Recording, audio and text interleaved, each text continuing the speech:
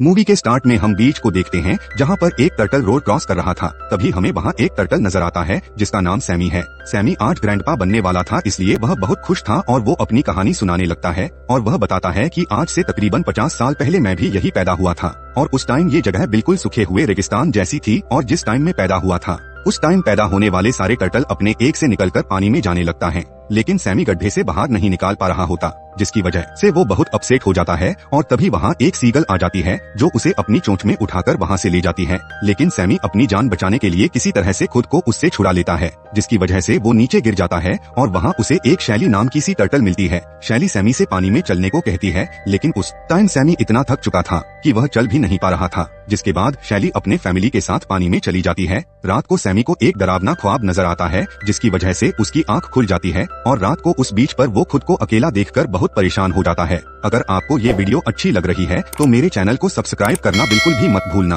तभी वहाँ अचानक से पानी की तेज लहरें आती हैं और सैमी उनके साथ बहकर चला जाता है और वो पूरी रात बीच समंदर में रहकर गुजराता है। नेक्स्ट मॉर्निंग जब उसकी आँख खुलती है तो उसे अपने सामने 3 बड़े टर्टल्स नजर आते हैं। जिसके बाद सैमी पानी में जाने की कोशिश करता है, लेकिन ये तीनों टर्टल्स उसे डरा देते हैं और कहते हैं कि पानी के अंदर बड़ी सी शार्क मछली है जो कि तुम्हें खा जाएगी। इस वजह से सैमी बहुत डर जाता है, लेकिन उनमें से एक टर्टल सैमी को समझाती है कि तुम्हें कभी भी किसी की बातों में नहीं आना चाहिए और तुम्हें अपने दिल और दिमाग से फैसला करके आगे बढ़ना चाहिए। यह बोलने के बाद वो लोग वहाँ से चले जाते हैं। जिसके बाद हिम्मत करके सैमी पानी के अंदर जाने की कोशिश करता है, लेकिन तभी उसके ऊपर एक मछली अटैक कर देती है। जिसके बाद सैमी ऊपर चढ़ जाता है और लकड़ी की छड़ी से समुद्र के अंदर झांकता है तो उसे समुद्र में बहुत से सी एनिमल्स नजर आते हैं, जिसे देखने के बाद वो बहुत ज्यादा डर जाता है। दूसरी तरफ हम एक रे नाम के टर्टल को देखते हैं जो कि सैमी की तरह ही बिल्कुल अकेला था और वो दूसरे टर्टल्स का ग्रुप ज्वाइन करने की कोशिश करता है, लेकिन वो टर्टल्स उसे भगा देते हैं। वो थोड़ी दूर जाता है तो उसे सैमी मिलता है। फिर वो दोनों एक दूसरे को अपने बारे में बताते हैं,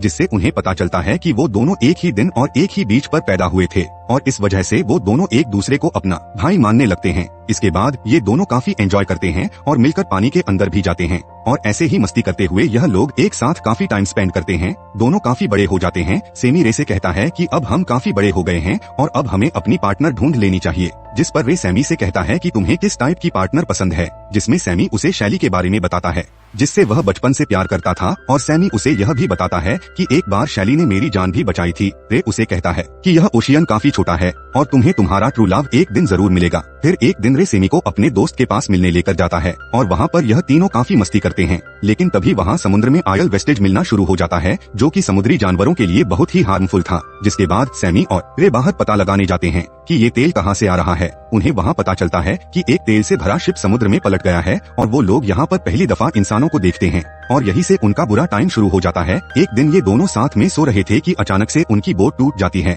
और वो दोनों पानी में गिर जाते हैं। तभी वहाँ पर एक बड़ा सा जाल आता है जो कि मछलियों को पकड़ रहा था और सैमी उस जाल में फंस जाता है। रे उसको बचाने की काफी कोशिश करता है, लेकिन वह खुद भी दूसरे जाल में फंस जाता है और इस वजह से यह दोनों एक दूसरे से जुदा हो जाते हैं। और फिर जब सैमी आंख खोलता है तो वो खुद को फिशरमैन की बोट पे पाता है। जिसके बाद वो वहाँ से निकलने की काफी कोशिश करता है, लेकिन सामान के बीच में फंस जाता है और धूप में पड़े होने की वजह से वो बेहोश हो जाता है। अचानक से एक फिशरमैन की नजर उस पर पड़ती है और वो उसे उठाकर पानी में फेंक देता है, लेकिन पानी में गिरने पर भी उसे होश नहीं आता और एक डॉल्फिन उसे होश में लाने में मदद करती है। जिसके बाद सैमी किसी तरह से किनारे पर आकर सो जाता है, लेकिन तभी वहाँ पर एक कपल आ जाता है और वो सैमी को उठाकर अपने घर ले जाते हैं। नेक्स्ट मॉर्निंग जब उसकी आंख खुलती है तो वो अपने सामने एक छोटी बच्ची और एक फ्लफी नाम की कैट को देखता है।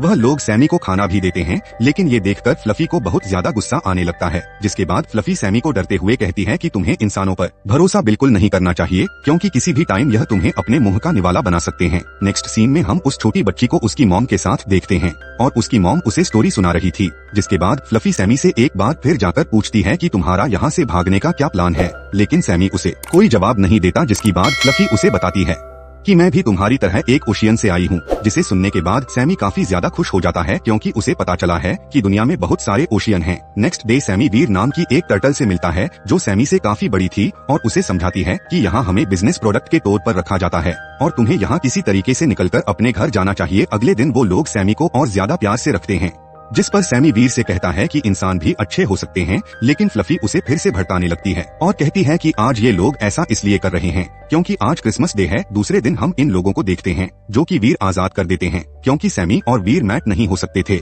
इस पर फ्लफी सैमी को फिर से भड़काती है और कहती है कि उन्होंने वीर को इसलिए छोड़ दिया क्योंकि उसका शैल काफी हार्ड हो गया था और उसका सूप नहीं बनाया जा सकता था। लेकिन इस रात पुलिस आ जाती है और पुलिस उन लोगों से वह जगह खाली करवाने लगती है। अब फ्लफी दोबारा से सैमी के पास जाती है और उसे कहती है कि तुम्हारे भागने के लिए बहुत अच्छा मौका है। सैमी फ्लफी की बात मानकर वहीं पर छुप जाता है और वो लोग वहाँ से चले जाते हैं। इसके बाद सैमी वहाँ पर काफी टाइम तक अकेला ही रहता है।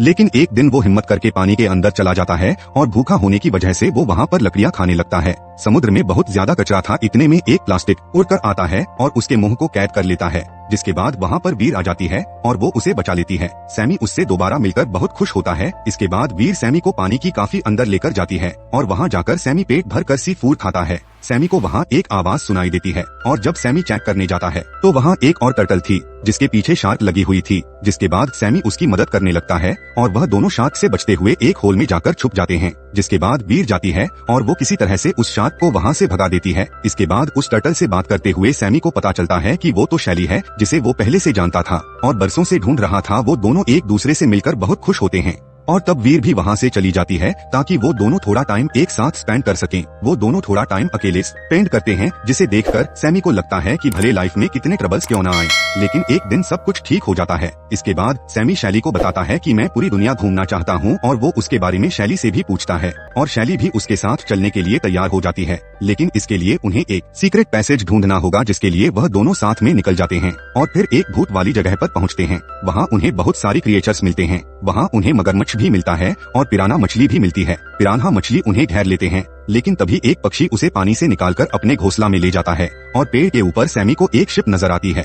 अचानक से पेड़ टूट जाता है और पानी में गिरने की वजह से सैमी को शैली मिल जाती है। जिसके बाद वो दोनों उससे चिपककर पीछा करने लगता है, लेकिन बदकिस्मती से शैली सैमी से अलग हो जाती है और काफी कोशिश के बाद भी सैमी शैली को नहीं ढूंढ पाता और सैमी शैली के बगैर काफी अकेला हो जाता है। एक दिन सैमी को एक और टर्टल का कपल मिलता है जो उसे एक ऐसे टर्टल के बारे में बताते हैं जिसकी पीठ पर शार्क के दांत के निशान थे। यह सुनकर सैमी बहुत खुश हो जाता है क्योंकि ये सब तो शैली की निशानियां थी। अब सैमी शैली की तलाश में निकल खड़ा होता है, लेकिन शैली उसे कहीं नहीं मिलती। वो शैली को ढूंढते ढूंढते हाई ओशियन पहुंच जाता है और उसे वहाँ बहुत ज्यादा ठंड लगने लगती है। लेकिन तभी वहाँ पर कुछ लोग आ जाते हैं जो कि सैमी को उठाकर ले जाते हैं, जहाँ उसे शैली भी मिल जाती है। सैमी शैली के पास जाने की कोशिश करता है, लेकिन उसके पास कोई नहीं पहुँचता। फिर उसे वहाँ फ्लफी मिलती है और वह फ्लफी से हेल्प मांग लगता है। तभी वहाँ फ्लफी की लेडी ओनर आ जाती है और वह सैमी को देखते के साथ ही पहचान लेती है। दूसरी तरफ हम देखते हैं कि शैली को भी लोग पानी में छोड़ देते हैं और इसी वजह से सैमी भी पानी के अंदर जाना चाहता था। उसकी एक्साइटमेंट देखकर वो लेडी उसे भी पानी में छोड़ देती है। पानी में जाने के बाद सैमी को तो और टर्टल मिलते हैं और वो एक सी टर्टल को पानी से निकालने के लिए उसकी हेल्प मांगते हैं। और जब सैमी उस फंसे हुए टर्टल को देखता है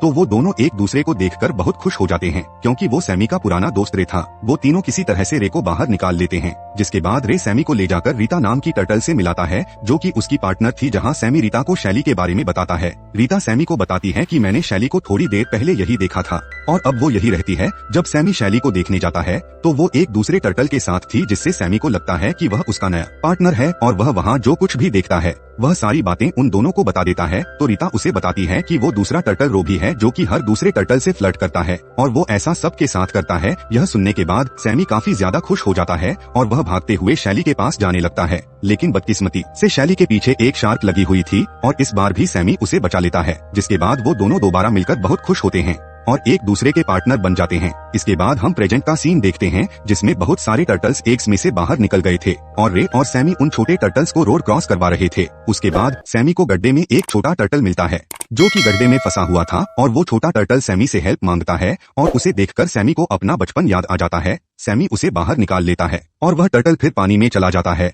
और इसी के साथ मूवी का एंड हो जाता है। इसी तरह की और भी वीडियोस देखने के लिए चैनल को सब्सक्राइब कर ले। Thanks for watching.